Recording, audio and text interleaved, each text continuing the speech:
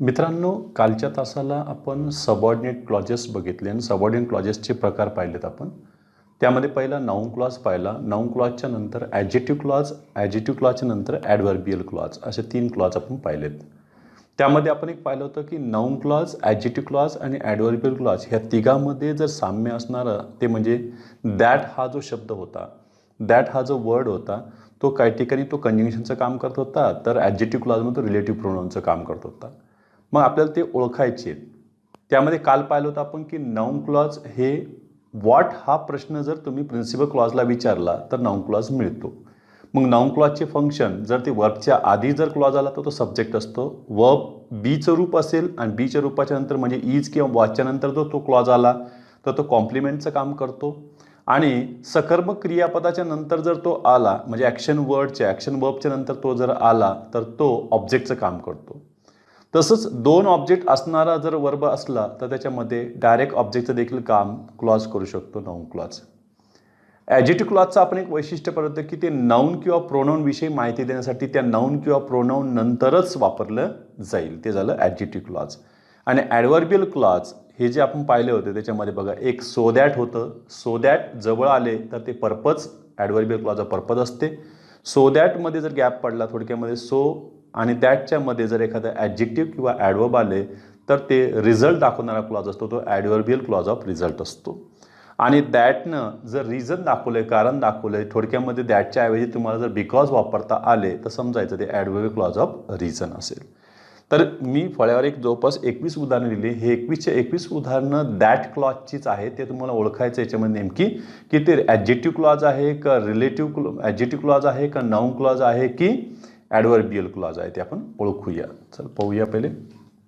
बघा, all the flowers that, इथून कुठपर्यंत बघा, all the flowers that were plucked are on the table.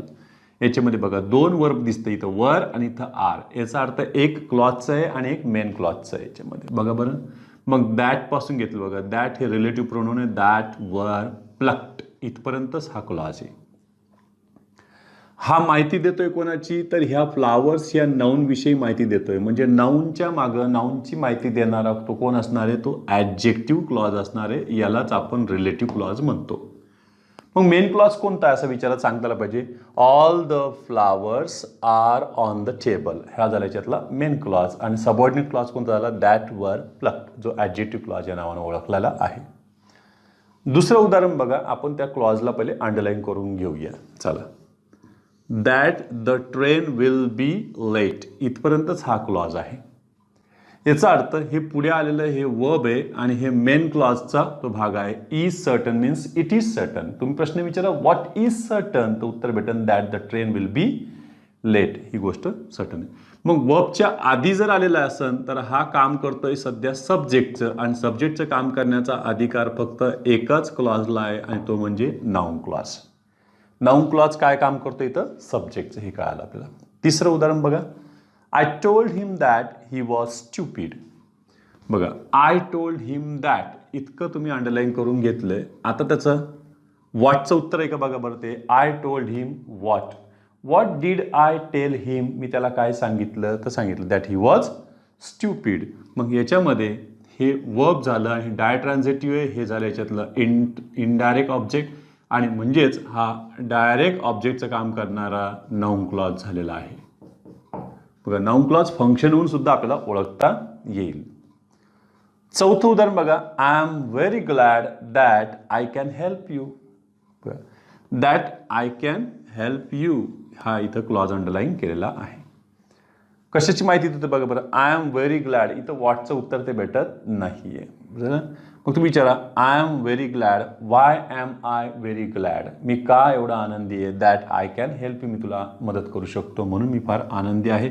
म्हणून हा ॲडव्हर्बियल क्लॉज ऑफ रिझन. आपल्याला हे पूर्ण नाव पण आलं पाहिजे, नुसतं adjective clause, adverbial clause, noun clause ओळखून आले, त्यांचे फंक्शन सुद्धा आले पाहिजे आपल्याला. मग हे झालं ॲडव्हर्बियल क्लॉज ऑफ रिझन, कारण दाखवतोय त्याच्यामध्ये.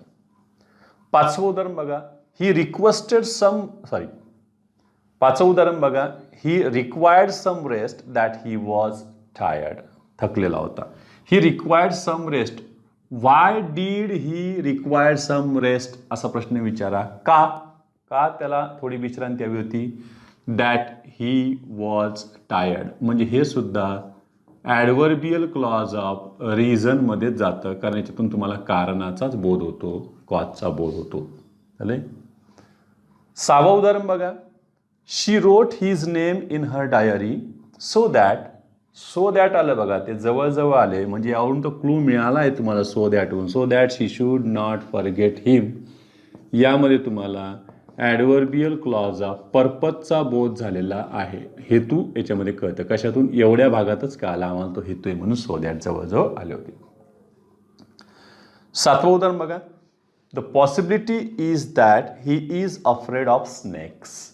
What is the possibility? काय शक्यता आहे त्यांनी सांगितलं बघा. That he is afraid of snakes. हे इज बीचं रूप आलेलं आहे. बीच्या रूपाच्या वर्बच्या नंतर येणारा जो क्लॉज आहे तो 100% नाऊन क्लॉज असणार आहे. नाऊन क्लॉज आहे. फंक्शन त्याचं झालेलं आहे बघा सब्जेक्ट कॉम्प्लिमेंट, कारण ते सब्जेक्टविषयी माहिती द्यायला लागले म्हणून ते कॉम्प्लिमेंट ऑफ सब्जेक्ट असं म्हटलं तरी चालेल.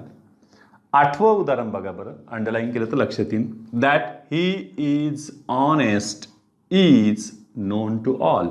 What is known to all?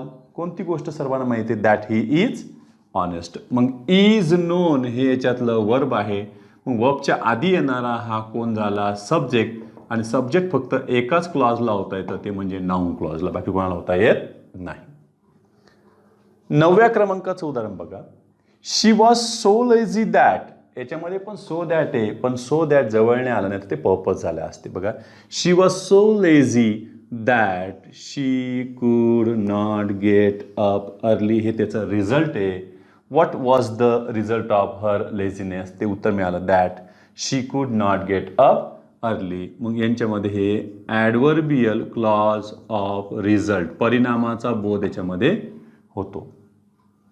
10वं उदाहरण बघा. That he was crazy is certain. पुन्हा बघा बरं, वाक्याच्या सुरुवातीलाच तो क्लॉज आलेला आहे that he was crazy. Is हे वर्ब आहे. वर्बच्या आधी येणारा मेंबर हा सेंटेन्समध्ये कोण असतो? सब्जेक्ट. आणि सब्जेक्ट फक्त एकाच क्लॉजला होता येईल, ते म्हणजे कोण? नाऊन क्लॉज, बाकी कोणी होणार नाही. 11वं उदाहरण बघा. I found that the radio had been stolen. I found that the radio had been stolen. हा एवढा क्लॉज आहे. यांच्यामध्ये आतून प्रश्न विचारा व्हॉटचा. What did I find? मला काय आढळलं? That the radio had been stolen, चोरीला गेलेला आहे. हा झाला याच्यातला नाऊन क्लॉज. हे याच्यातलं वर्ब आणि वर्बला लागून आलेलं हे ऑब्जेक्ट झालेलं आहे. ऑब्जेक्टचं कार्य करणारा नाऊन क्लॉज आहे. 12वं उदाहरण बघा. He complained that he had been unjustly treated. बघा, ही सब्जेक्ट, याच्यातलं कंप्लेन्ड वर्ब आणि that he had unjustly, he had been unjustly treated हे याच्यातलं नाऊन क्लॉज झालेलं आहे. आणि नाऊन क्लॉज हे परत ऑब्जेक्टचं कार्य करताना दिसते. What did he complain? त्याचं लगेच उत्तर भेटलेलं आहे आपल्याला. 13वं उदाहरण बघा. She came so that she could see मी. त्याच्या मागचा पर्पज काय? Why did she come? कोणतं पर्पज घेऊन आली बघा. सो दॅट आलं, याच्यामध्ये पर्पजचा बोध झाला. शी कुड सी मी, याच्यामध्ये झालं हे ॲडव्हर्बियल क्लॉज ऑफ पर्पज. 14वं उदाहरण बघा. His father told me that the earth was flat. चला, his father told me that the earth was flat. हे याच्यामध्ये बघा वर्ब आहे, डाय ट्रान्झिटिव्ह आहे. इथे आलं होतं बघा आय टोल्ड हिम, बिलकुल तसंच आहे. My father, his father told me that the earth was flat. याच्यामध्ये सुद्धा हे नाऊन क्लॉजचंच कार्य करतं आहे आणि हे झालं याच्यातलं डायरेक्ट ऑब्जेक्ट, ओडी ज्याला म्हटलं होतं आपण वर. 15वं उदाहरण बघा त्यातलं. I realize that all society rest upon force. What do I realize? कशाची जाणीव झाली? That all society rest upon force. हे याच्यातलं नाऊन क्लॉज झालेलं आहे आणि नाऊन क्लॉजनं ऑब्जेक्टचं काम केलं आहे, कारण इथलं हे ट्रान्झिटिव्ह वर्ब आहे. 16वं उदाहरण बघा. I believed that he was right. बघा, I believed. What did I believe that he was right. हे सुद्धा याच्यातलं नाऊन क्लॉज आहे आणि फंक्शन कशाचं केलं, ऑब्जेक्टचं. तू तेवढं लक्षात ठेवूया की इज किंवा वॉज नसेल वाक्यामध्ये, त्याच्यानंतर जर क्रियापदाच्या नंतर जर एखादा क्लॉज आला असेल तर नाऊन क्लॉज ऑब्जेक्टचंच काम करणार, दुसरं काही करत नाही. 17 बघा, 17 नंबरचं. All those tales that you have been telling me, एवढा क्लॉज आहे बघा. म्हणजे जो सुरुवातीला पण नाही आला वाक्याच्या आणि शेवटी पण नाही आला, मध्यभागी जो आला आहे तो जास्त कोण चान्स त्याचा ॲडजेक्टिव्ह क्लॉजचा होतो. बघा, यानं माहिती दिली ह्या टेल्स नाऊनबद्दल, आणि नाऊनबद्दल माहिती देणारा हा ॲडजेक्टिव्ह क्लॉज असतो, त्याला रिलेटिव्ह क्लॉज आपण म्हणतो. नाही ते काय जाणार, इथं नाऊन लिहितात आणि यालाही नाऊन क्लॉजच म्हणतात, तसं नाही. नाऊनच्या मागं नाऊन क्लॉज तर ॲपोजिशनचं काम करणारच असतो, बाकी कोणीच नसते. 18, he is so blind that he can not see anything. चला, इथं सो आणि दॅट आहे का नाही, मग हे that he can not see anything हे झालं याच्यातलं ॲडव्हर्बियल क्लॉज ऑफ रिझल्ट, याच्यातून परिणामाचा बोध होतो. 19 नंबर बघा, he says. What does he say, तो काय सांगतो बघा, he says that he will return tomorrow, उद्यापर्यंत परत येईल. हे सेज वर्ब झाले, हे म्हणून हे झालं नाऊन क्लॉज, आणि नाऊन क्लॉजनं कार्य केलं कशाचं, ऑब्जेक्टचं. 20 नंबरचं बघा उदाहरण. You smile at me so that, काहीतरी पर्पज आहे माझ्याकडे पाहून तो हसतोय. बघा बरं, सो दॅट जवळ आले, so that you want something from me, हा झाला याच्यातला ॲडव्हर्बियल क्लॉज ऑफ पर्पज. नाव बाजूला लिहिलंय मी त्याचं. शेवटचं उदाहरण बघा. The scene was so fine that he did not move for half an hour. बघा, सो आणि दॅट गॅप पडल्यांच्यामध्ये लगेच कळतं की अरे हा कोण झाला याच्यातला ॲडव्हर्बियल क्लॉज ऑफ रिझल्ट. एवढे आपण दॅट क्लॉजचे उदाहरणं पाहिलं, तेवढं स्क्रीनशॉट घ्या.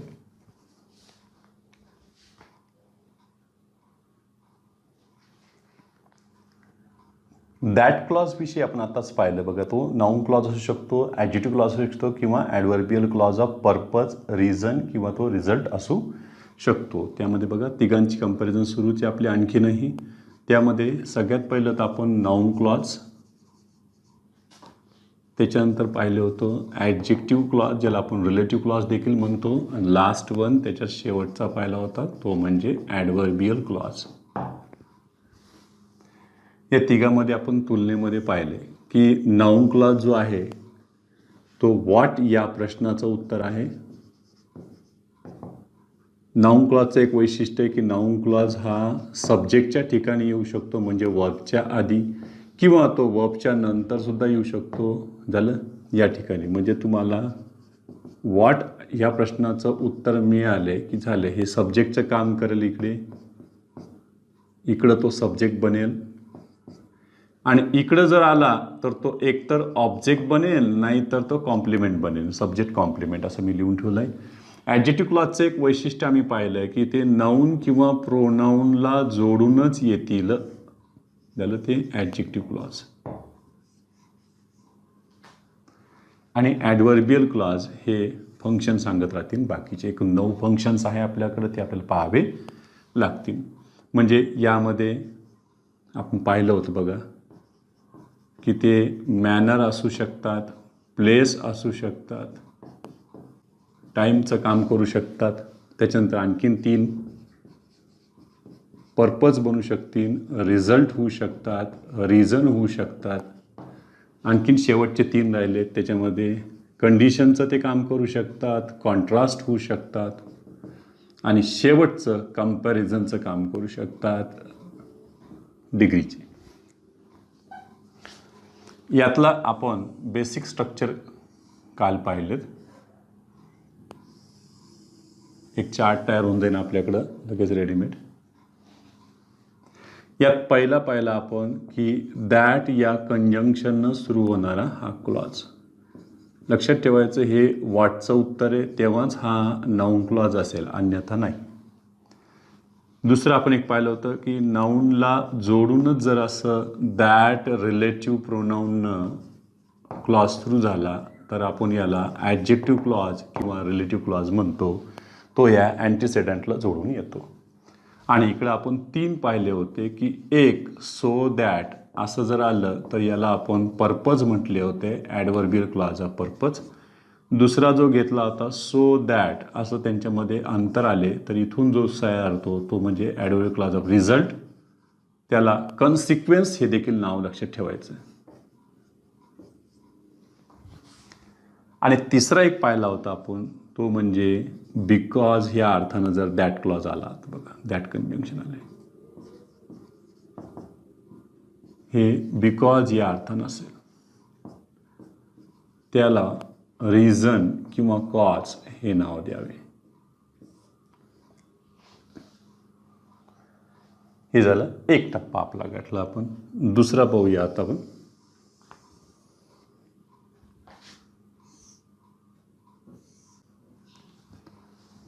तिघांकडं कॉमन असणारं असं काय आहे, एक तर ते ॲडवर्ब असेल किंवा कंजंक्शनचं काम करणारं असेल. बघा यांच्याकडे आले वेअर, म्हणजे वेअर हे कंजंक्शन यांच्याकडे आले. लक्षात ठेवायचं हे व्हॉट या प्रश्नाचं उत्तर असले की ते बनेन कोण, नाऊन क्लॉज. लक्षात ठेवायचं इकडेही वेअर आले तर लक्षात ठेवायचं की इथं येणारं नाऊन हे स्थलवाचक असणार आहे. स्थलवाचक असले त्याच्याबद्दल माहिती देत असेल तरच याला तुम्ही ॲडजेक्टिव्ह क्लॉज म्हणायचं आहे, कारण हा वेअर याच्यातला रिलेटिव्ह ॲडवर्ब असतो. आणि इकडं जे वेअर किंवा वेअरएव्हर न क्लॉज सुरू झाला असं लक्षात ठेवायचं. तर इथं तुम्ही प्रश्न विचारायचा कोठे, मराठीतला मुद्दाम प्रश्नाचा कोठे, तर हा ॲडव्हर्बियल क्लॉज ऑफ प्लेस असेल. एवढं खासियत आहे यांची. मग तिघांचं उदाहरण आपण पाहूया लगेच.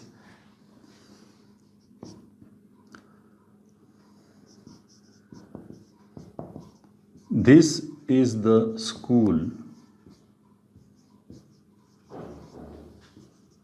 where I studied. दुसरं घेतलं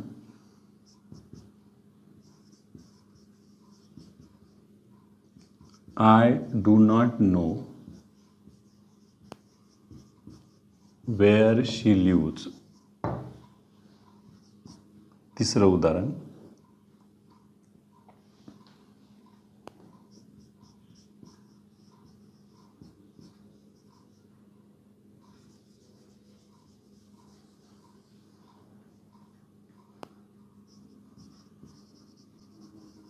I found poverty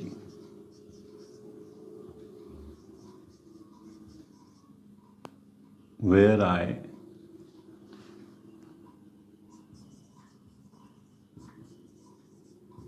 traveled in India. यामध्ये where I studied, where she lives, where I travel in India. बघा तिन्हीकडे मी वर केलेलं आहे. तिथं तुम्हाला व्हॉटचं उत्तर मिळत असेल तेच पहिले कन्फर्म करून घ्यायचं. बघा बरं, आय डू नॉट नो हे वर्ब आहे, सब्जेक्ट आहे. What do I not know मला काय माहीत नाही आहे. वेअर शी लिव्ज ती कुठे राहते हे मला माहीत नाही आहे. म्हणजे हे झालं याच्यातलं नाऊन क्लॉज. आणि नाऊन क्लॉजचं फंक्शन झालं object. This is the school wear I studied म्हणजे यानं माहिती कोणाची दिली, ह्या शाळेची माहिती दिलेली आहे. हे नाऊन आहे आणि हे विशेष म्हणजे स्थलवाचक आहे, म्हणून हे इथं ॲडजेक्टिव्ह क्लॉज होईल आणि हे याच्यातलं रिलेटिव्ह ॲडवर्ब होईल. शेवटचं I found poverty. Where did I find poverty, where I travel in India. मी जिथे जिथे भारतात गेलो तिथे मला दारिद्र्याचं दर्शन झाले. म्हणजेच हे झालं याच्यातलं ॲडव्हर्बियल क्लॉज ऑफ प्लेस. स्थळाची यानं माहिती दिलेली नाही. तर पुन्हा म्हणतात सर पॉवर्टी नाऊन आहे, नाऊनला ते जोडून आले होते. तसं नाही, याचा आणि याचा काही संबंध, हे काही स्थलवाचक नाही. लक्षामध्ये ह्या त्याच्यातलं फरक आहे. एवढं घ्या स्क्रीनशॉट. आणखीन पुढचं घेऊया आपण.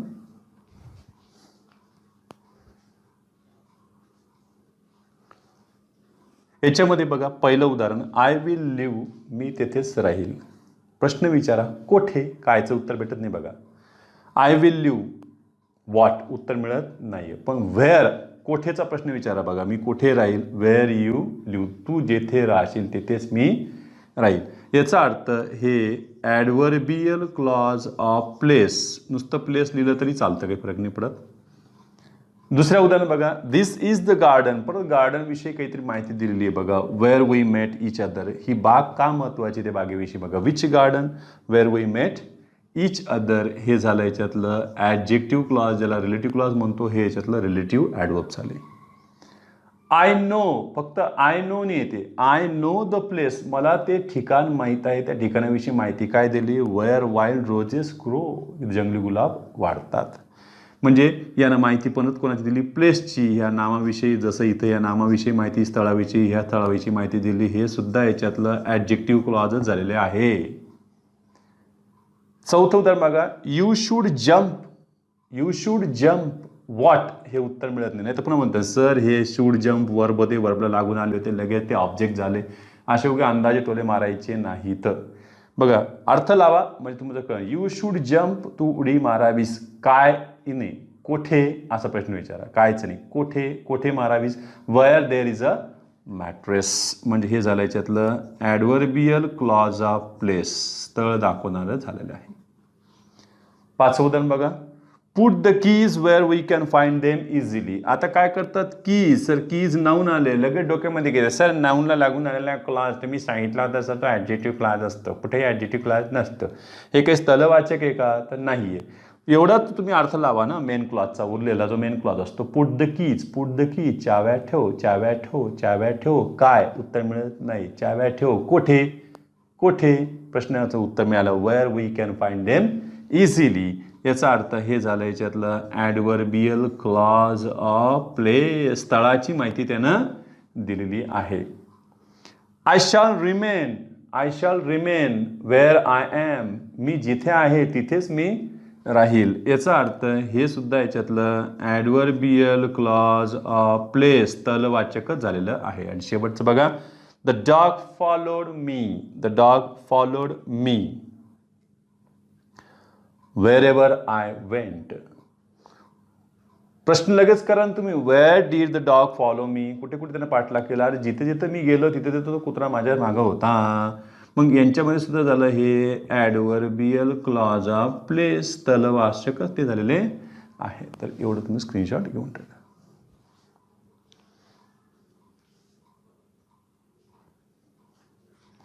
वेअर झालं, दॅट झालंय, तिघांकडे कॉमन असणारा हा तिसरा मेंबर येतोय आता, अत्यंत महत्वाचा.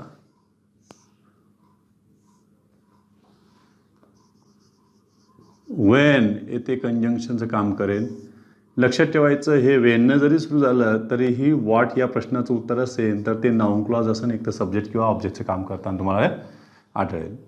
इथे नाऊन हे जर कालवाचक जर असेल, काळ दर्शवणारं असेल आणि त्याला जोडून हे जर वेन आले तर हे रिलेटिव्ह ॲडवर्ब असते. रिलेटिव्ह ॲडवर्ब असले तर हे ॲडजेक्टिव्ह क्लॉज किंवा त्याला आपण रिलेटिव्ह क्लॉज म्हणू शकतो, नाऊनला जोडून आलेला आहे. आणि इथे वेन किंवा वेनेवर यानं जर सुरुवात झाली असेल आणि तुम्हाला केव्हा या प्रश्नाचं उत्तर मिळालं असेल किंवा केव्हापासून या प्रश्नाचं उत्तर मिळाले असेल तर ते ॲडव्हर्बियल क्लॉज ऑफ टाईम, टाईम दाखवण्याचं ते काम ते करेल. तसं आपल्याकडं वेन आहे, वेनेवर आहे, ॲज सून ॲज आहे, ॲज लॉंग ॲज आहे, बिफोर आहे, आफ्टर आहे, सिन्स आहे, ॲज आहे, त्यांच्याकडे भरपूर मेंबर आहेत येणारे.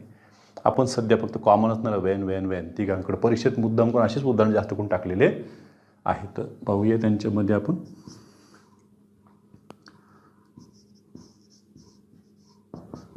I don't know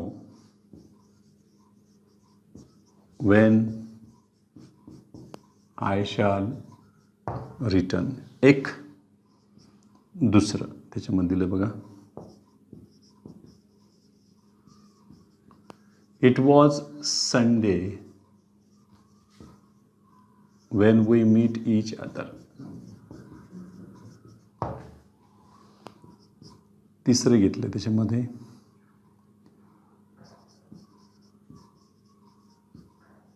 You can meet me when you find time. तिन्हीकडे पाहूया आपण. when I shall return, when we met each other, when you find time. तिघींकडं मी अंडरलाईन केलं. तिन्हीकडं whenच आहे. याच्यातला कोण नाउन क्लॉज आहे, कोण ॲडजेक्टिव्ह आहे, कोण ॲडव्हर्बियल क्लॉज. का तिन्ही ॲडव्हर्बियल आहे, का तिन्ही ॲडजेक्टिव्ह आहे, का तिन्ही नाउन आहे, ते आपण आपल्याला ओळखावे लागेल. पहा, आय डोंट नो, मला माहीत नाही. काय माहीत नाही. वेन आय शॅल रिटर्न, मी परत केव्हा येईल हे मी सांगू शकत नाही. याचा अर्थ 100% नाउन क्लॉज आहे आणि तो ऑब्जेक्टचं काम करतोय, कारण व्हॉट या प्रश्नाचं उत्तर ते मिळालेलं आहे. It was Sunday. बघा, संडे विषयी काही माहिती आहे बघा. It was Sunday when we met each other, म्हणजे अविस्मरणीय दिवस राहिला त्यांच्यासाठी संडे. झालं. म्हणजे यानं माहिती कोणाची दिली या संडेविषयी, म्हणजे हे तुम्हाला काळ दाखवणारं नाऊन आहे आणि ह्या नाऊनविषयी माहिती देणारा हा पट्ट्या कोण झाला, याच्यातला ॲडजेक्टिव्ह क्लॉज झाला, याच्यात रिलेटिव्ह क्लॉज म्हणतो. इथलं वेन हे रिलेटिव्ह ॲडवर्ब आहे. याच्यातलं पहा, you can meet me. When can you meet me, तू केव्हा मला भेटू शकतोस. When you find. उत्तर मिळालेलं आहे, म्हणजे हे 100% ॲडव्हर्बियल क्लॉज ऑफ टाईमची माहिती देतोय. बघा, तिघाचे 3 क्लॉज आलेले आहेतच. एवढं घ्या स्क्रीनशॉट. आणखीन आपण यांची उदाहरणं पाहू.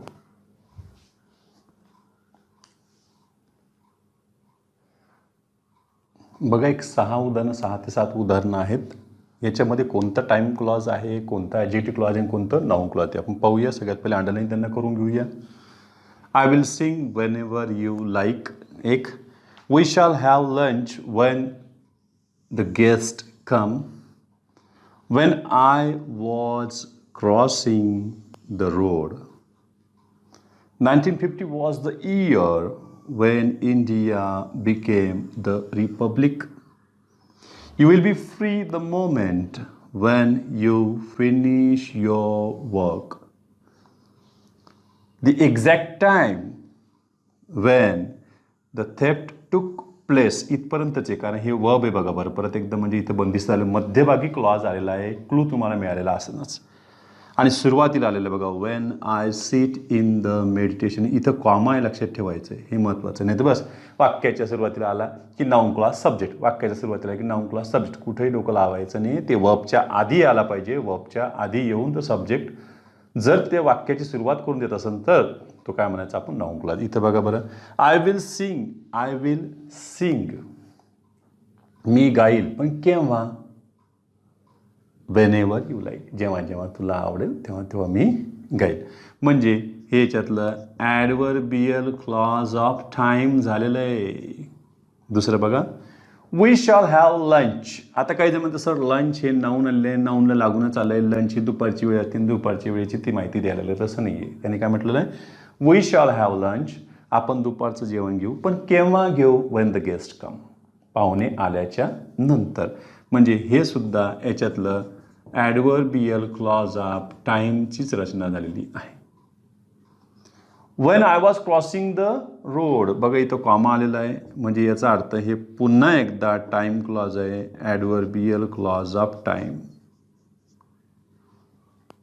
7 नंबर बघा, 1950 वॉज द इयर, म्हणजे 1950 हे ते वर्ष आहे. त्या वर्षाबद्दल माहिती देते. बघा बरं, इयर हे काळ दाखवणारं नाऊन आहे. याच्याविषयी माहिती दिली. Wien India became the Republic, जेव्हा प्रजासत्ताक आपण झालो, ते वर्ष कोणतं होतं, 1950. म्हणून हे 100% ॲडजेक्टिव्ह क्लॉज आहे, कारण ते इयरबद्दल माहिती द्यायला लागलं, टाईमबद्दल. You will be free the moment, तू त्या क्षणी तुला मुक्त केलं जाईल ज्या क्षणी तुझं काम पूर्ण झालेलं असेल. याचा अर्थ हे मोमेंट इथे नाऊन आहे आणि हे वेळेची माहिती येते, काळाची, आणि याच्याविषयी माहिती द्यायला लागला हा क्लॉज, म्हणजे हा परत एकदा ॲडजेक्टिव्ह क्लॉज होईल, ज्याला आपण रिलेटिव्ह क्लॉज देखील म्हणतो. द एक्झॅक्ट टाईम, बघा ह्या टाईमबद्दलच त्यानं माहिती दिली ह्या नाऊनबद्दल. आणि इथं 2 म्हणजे मेन क्लॉजच्या मध्यभागी तो आलेला आहे. मध्यभागी येण्याचं काम फक्त ॲडजेक्टिव्ह क्लॉजला जमेन, बाकीच्याला जमणार नाही. वाक्याची सुरुवात झाली बघा, when I sit in meditation, परत इथं कॉमा आलेला आहे, म्हणजे मेन क्लॉज याच्यातून वेगळा केलेला आहे. यानं ॲडव्हर्बियल क्लॉज ऑफ टाईमची माहिती दिलेली आहे. याच्यात जास्तीत जास्त टाईमचे आणि ॲडजेक्टिव्हचे उदाहरण, याच्यात नाऊन क्लॉजचं उदाहरण आढळलं नाही. एवढं स्क्रीनशॉट घ्या काढून.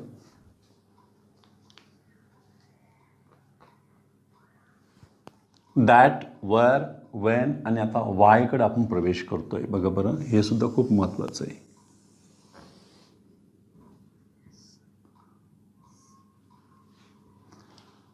नाउन क्लॉजकडे वाय या कंजंक्शननं सुरू होणारा देखील क्लॉज राहील. वायनं सुरू हो का कशानं हो, तुला वाटचं उत्तर मिळणार आहे. याच्यामध्ये हे झालं याच्यातलं नाउन क्लॉज.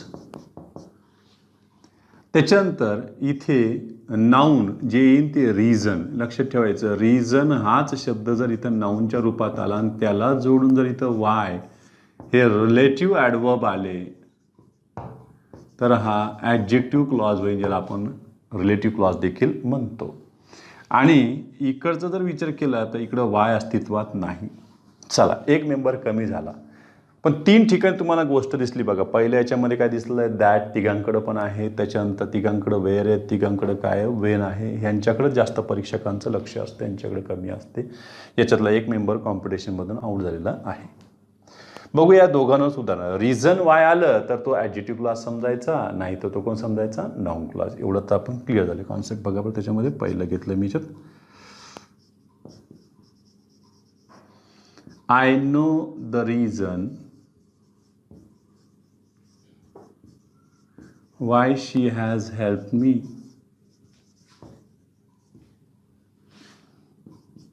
आणि दुसरं घेतलं बघा, I know why she has helped me.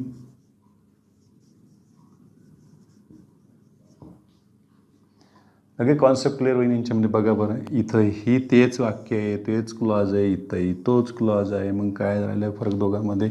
इथंही नो आहे, इथे नो, इथे आहे सारखंच आहे. जर नाही ना, आय नो द रिझन, या रिझनविषयी माहिती देण्यासाठी इकडं क्लॉज आलेला आहे. हा झाला याच्यातला ॲडजेक्टिव्ह क्लॉज आणि हे झालं याच्यातलं relative adverb. I know why she has helped me. I know, मला माहीत आहे. काय माहीत आहे तुला सांग, म्हणजे तुम्हाला व्हॉटचं उत्तर मिळालं. व्हॉटचं उत्तर हे 100% नाउन क्लॉज आहे आणि हा ऑब्जेक्टचं काम करतो आहे. नो हे ट्रान्झिटिव्ह वर्ब आहे. या पद्धतीनं आणखीन उदाहरण आपण पोहायचे. तिसरं उदाहरण बघा, tell me why you did this. This is the reason why we selected him. Why you did this. Tell हे वर्ब आहे, ह्याच्यातलं इनडायरेक्ट ऑब्जेक्ट आहे, म्हणजे हे नाउन क्लॉजचं काम करतं आहे आणि हे डिरेक्ट ऑब्जेक्ट झालेलं आहे. दिस इज द रिझन. बघा, रिझन या नाउनविषयी माहिती देतोय. हा 100% ॲडजेक्टिव्ह क्लॉज आहे. एवढं घ्या screenshot.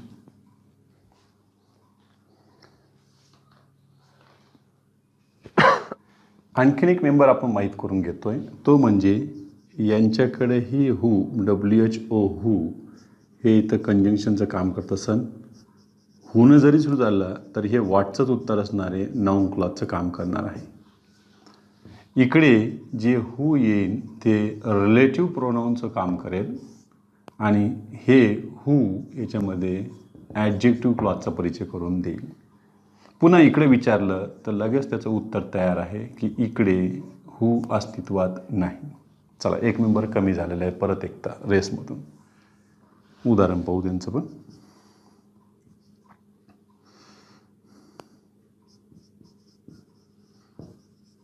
I know who he is. दुसरं त्याच्यामध्ये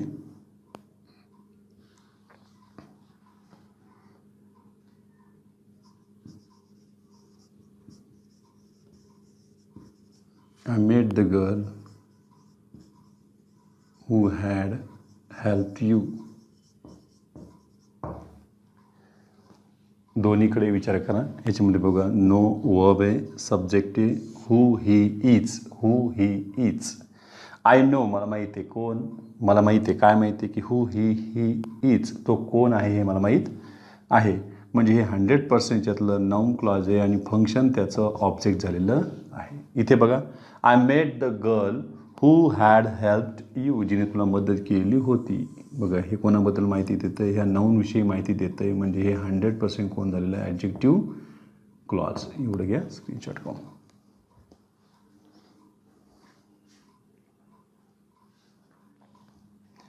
यामध्ये नाउन क्लॉजमध्ये आणखीन एक मेंबर येईल, तो इफ किंवा वेदर. या कंजंक्शननं सुरू होणारा जो क्लॉज राहील तो व्हॉटचं उत्तर जर असेल तरच तो कोणता क्लॉज निघेल, नाऊन क्लॉज झाले.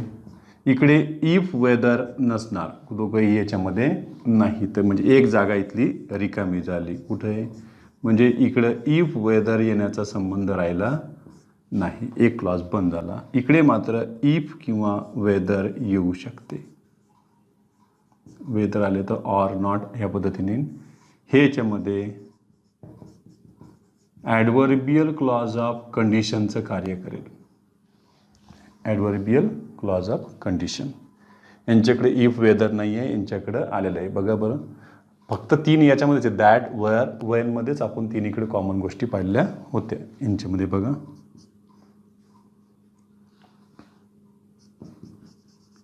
I asked her if she helped my sister. मी काय विचारलं तिला की तिने माझ्या बहिणीला मदत केली का, हे तिने विचारलं. बघा बरं, सब्जेक्ट आस्क्ड, वर्ब हर हे इनडायरेक्ट ऑब्जेक्ट आहे. I asked her what did I ask her, मी तिला काय विचारलं, उत्तर मिळालं if she helped my sister. हे झालं याच्यातलं नाऊन क्लॉज. आणि नाऊन क्लॉजनं कार्य केलं याच्यामध्ये डायरेक्ट ऑब्जेक्टचं. एक दुसरं पहा, इफ जर वाक्याच्या सुरुवातीला, बघा बरं, if you do not run fast you will miss the bus. चला, कॉमा आलेला आहे, कंडिशन सेंटेन्स तयार झालं. If you do not run fast हे झालं याच्यातलं ॲडव्हर्बियल क्लॉज ऑफ कंडिशन. लक्षात ठेवायचं झालं. I doubt whether you are right. संशय मला तू बरोबर आहेस त्याच्यावर. चला, I doubt, what do I doubt, whether you are right.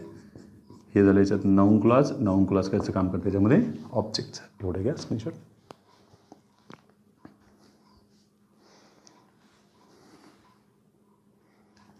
पुढचे पहा आणखी. बघा, सिन्स विषयी जर माहिती घेतली तर सिन्स हे नाऊन क्लॉजमध्ये आढळत नाही.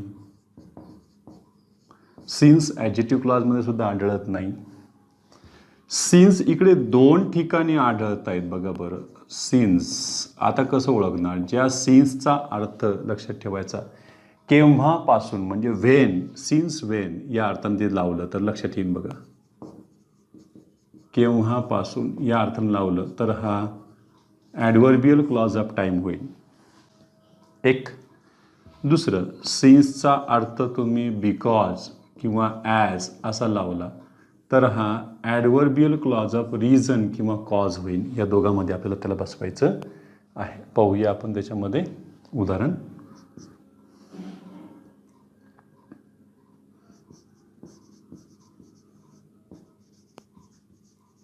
I have been ill since I returned from Mumbai.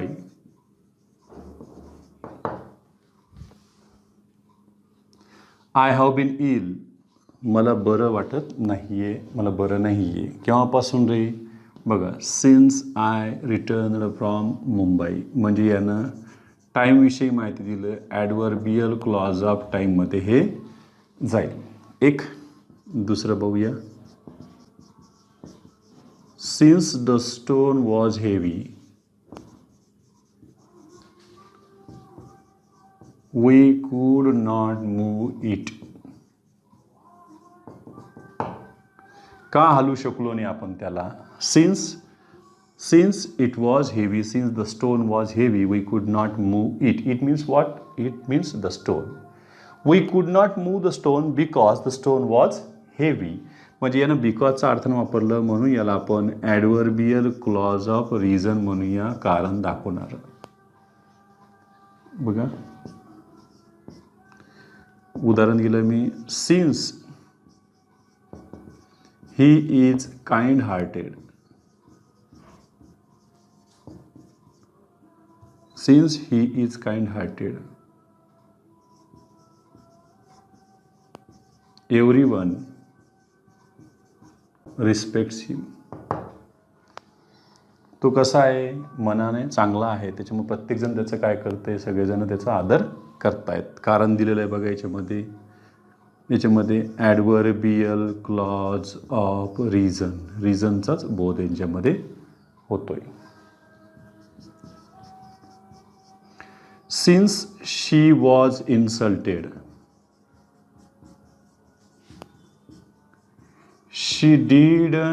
she did not turn up again. ती परत काही आलीच नाही.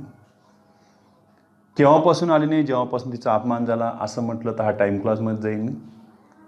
का आली नाही त्याचं कारण दिलंय बघा, बिकॉज शी वॉज इन्सल्टेड. म्हणजे हे दोन्हीकडेही बसण्याची शक्यता आहे. म्हणजे हा क्लॉज टाईममध्ये पण जाऊ शकतो, हा क्लॉज टाईममध्ये पण जाऊ शकतो आणि रिझनमध्ये सुद्धा जाऊ शकतो. एखादं उदाहरण असू शकतं असं, त्याला संदिग्ध उदाहरणामध्ये मोडू शकतो. तेवढं घ्या, स्क्रीनशॉट करून.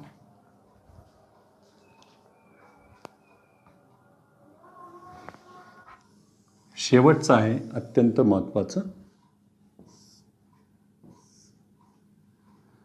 ॲज. जे बघा यांच्याकडे ॲज अस्तित्वात नाही, नाऊन क्लॉजकडे. त्यांच्याकडे ॲज अस्तित्वात आहे, पण आपल्याला माहिती आहे की नाऊन आणि नाऊनच्या आधी सच किंवा सेम असे ॲडजेक्टिव्ह आले तरच लक्ष ठेवायचं. इथं ॲज आले तर हे रिलेटिव्ह प्रोनाऊन म्हणून कार्य करते आणि हा पठ्ठ्या ॲडजेक्टिव्ह क्लॉज किंवा रिलेटिव्ह क्लॉज म्हणून ओळखला जातो. एक.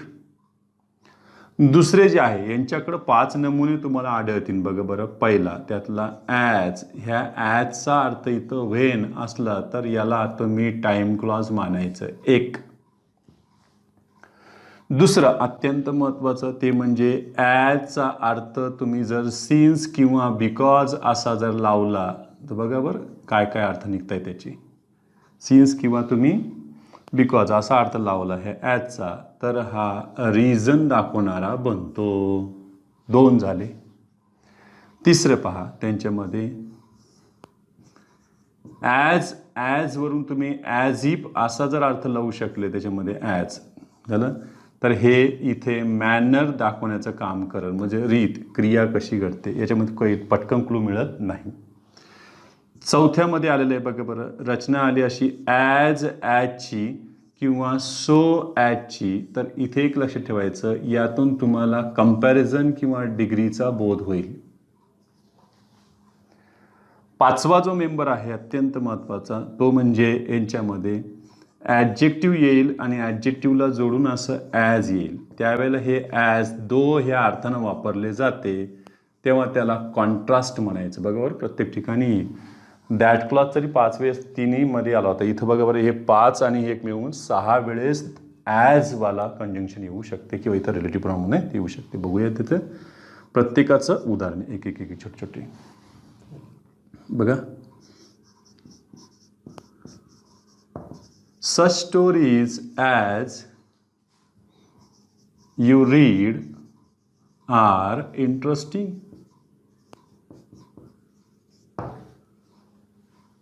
Such stories as you read, ज्या ते वाचतोयस बघा बरं. म्हणजे हे कोणाबद्दल माहिती द्यायला लागलं, या स्टोरीज या नाऊनविषयी माहिती देत आहे. म्हणजे हा झाला याच्यातला ॲडजेक्टिव्ह क्लॉज. एक.